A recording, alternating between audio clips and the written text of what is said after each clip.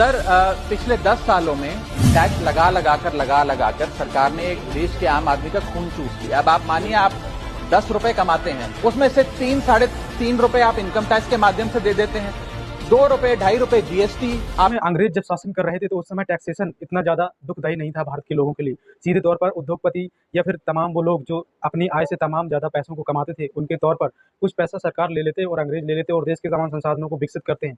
चाहे आज आप सड़क पर चलते हुए तमाम सड़कों पर चलते हैं या बड़े बड़े फ्लाईओवर ब्रिजों पर चलते हैं या फिर भारत की जीवन रेखा कही जाने वाली रेलगाड़ी जिन बड़े बड़े पुलों से होकर गुजर जाती है और आपको पूरी तरीके से विश्वास होता है कि ये पुल गिरेगा नहीं कम से कम। लेकिन 2024 में जब अमृतकाल आ गया मोदी जी के शासनकाल में, तब आपको लगता है कि नए बनने वाले फ्लाईओवर ब्रिज इन पर चलना कितना सुरक्षित है और वो समय के टैक्सेशन के पैसे से बने फ्लाईओवर पुल ब्रिज सड़कें आज भी कितनी मजबूती से चल रही हैं।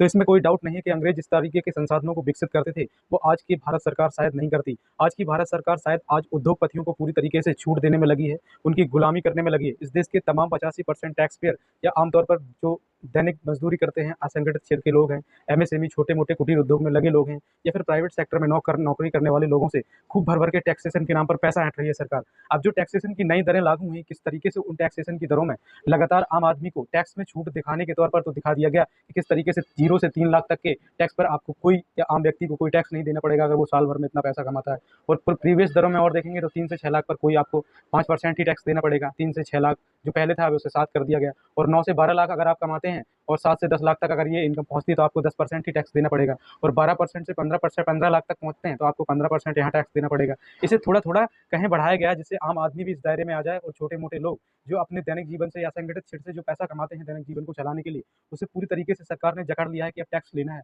और दूसरे तौर पर सरकार किस तरीके से चालाकी से टैक्स लेती है बचे हुए पैसे पर।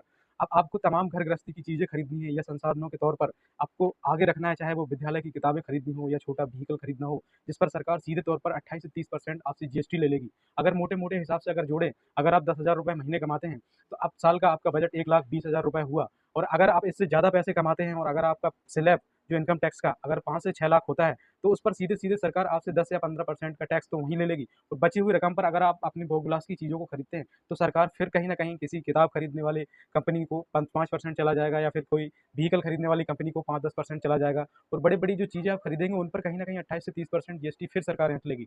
तो सरकार ने किस तरीके से अपने आम व्यक्तियों से टैक्स ऐंठने का जुगाड़ फिट कर रखा है। वहीं अंबानी अडानी को किस तरीके से तमाम कंपनियों के और एक्स्ट्रा टैक्सों में छूट दे दी गई, जैसे CSR होता था, जैसे काउंटर रीजनल टैक्स कहते थे, जो सीधे तौर पर सोसाइटी के लिए बड़ी बड़ी कंपनियां खर्च करती थी या सरकार को देती थी। अब वो सरकार को सीधे तौर पर टैक्स नहीं देना पड़ेगा और सरकार को किस तरीके से कह दिया गया कि हम आने वाले समय में 2 करोड़ नौकरियां प्रभावित करेंगे अपने सेक्टर से। और देश की तमाम कंपनियों में इतनी ज़्यादा तादाद में नौकरियां हैं नहीं कि वो सभी लोगों को नौकरियां दी जा सके।